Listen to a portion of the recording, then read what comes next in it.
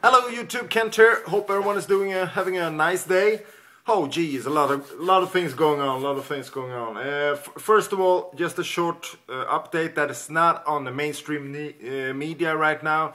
There's a big clash in Gaza right now.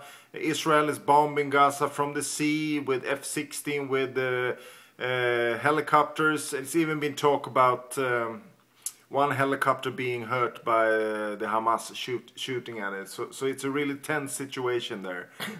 and for the first time they used this anti-missile defense they have and shot down 2 missiles from Gaza. So the situation is really bad. So I think we could see escalation tonight. If not, in a couple of days, but I think that it will be escalated tonight and to almost full-blown war. So let's see, keep your eye on Israel in coming days. And then of course there's been another earthquake in Japan. It was downgraded to 7.1, but still it was a major earthquake, and they even have the big one in Mexico. So we had a big solar flare a couple of days ago on the sun, so maybe that played in these big earthquakes. I don't know, I haven't been doing too much study on that stuff, but I'm following some guys that predicts earthquakes, and we had a major solar flare a couple of days ago, so maybe that was the reason why we had those earthquakes. And it was a tsunami warning, but it's all clear now. And then to the economy. Jesus, man. First of all, they are negotiating in the US right now for a budget deal. It's a risk of a government shutdown right now in the US.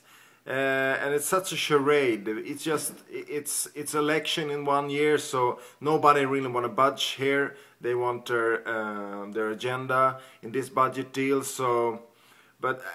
And they even went out in the news media. I'm going to put some links here that they are saying that the military ain't going to get paid. They are saying that the payout for the return of the taxes is going to be put on hold for a while. So there's a lot of, you know, the old scare tactic that's going on. And in the end they will reach a deal. Because that's how they do it. I will think Sunday night or something, and then they try to, from the both sides, the Republican and the Democrats are going to try to get the benefit of it. So it's the same charade. I mean, if people can't see this, they are blind. It's just a bluff, everything. They have already made a deal about it, and if they don't have a deal on it, there is something else lurking. I just know it's just so much right now, and earlier years, like we had a downgrade in Portugal now, and they're looking for a bailout. It's hysterical sum. I think they're asking for something like in the figure of $115 billion.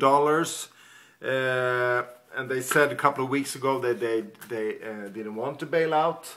And a couple of days ago they got downgraded again. The credit got downgraded. So, and a couple of years ago, if that would happen, Wall Street would have plunged. But it's all rigged. Everything is just rigged. And if you look at the national debt in the US right now, I think it's $14.2 trillion. I can't even say the words. And they are paying something like 116 billion in interest only on that debt. And they are talking about cutting some billions here and there in the budget. It's just a charade.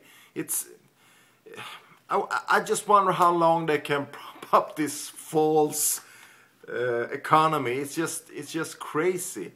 And people can't see it. They live in their idle, Oprah Winfrey world, not seeing how it really is. And oh man, it's a lot of going on. Keep your eye on Israel. They're gonna make a deal on Sunday, and Obama's gonna take the credit for it.